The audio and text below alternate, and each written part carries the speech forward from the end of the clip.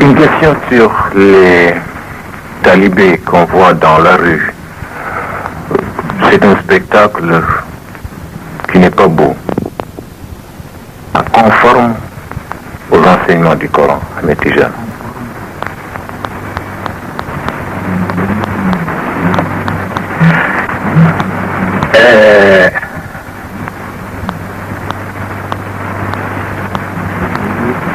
Il y a là un phénomène social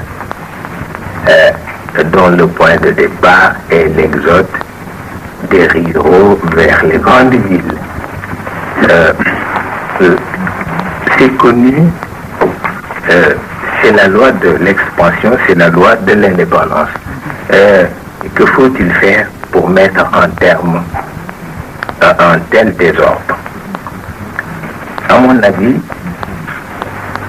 l'État peut collaborer et avec les associations culturelles musulmanes et avec les maîtres d'école coraniques afin qu'une vaste campagne de dégagement soit menée.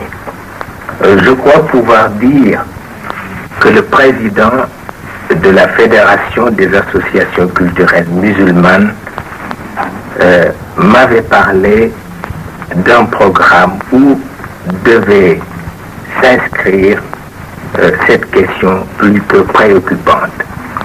Il y a aussi les autres bandes, les scieurs, les crieurs, les marchands, que les autorités publiques n'arrivent pas encore à discipliner. Le Sénégal n'est pas encore assez gaillard pour résoudre d'un seul coup tous les problèmes qui se posent à son niveau.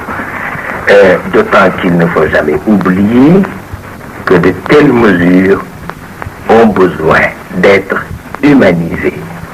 Sinon, on risque d'en faire les frais. J'en ai fait allusion quelque part. Le temps reste le plus fort.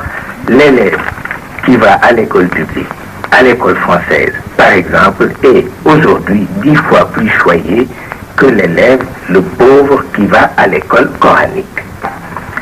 Et pourtant, les pères se réclament toujours de Dieu. Mais du moment que Dieu est assez omnipotent pour attendre, mieux vaut se consacrer à ce qui ne peut pas attendre, c'est-à-dire la situation matérielle des enfants qui, on le sait, exige des pères d'être moins fanatiques, entendu, mais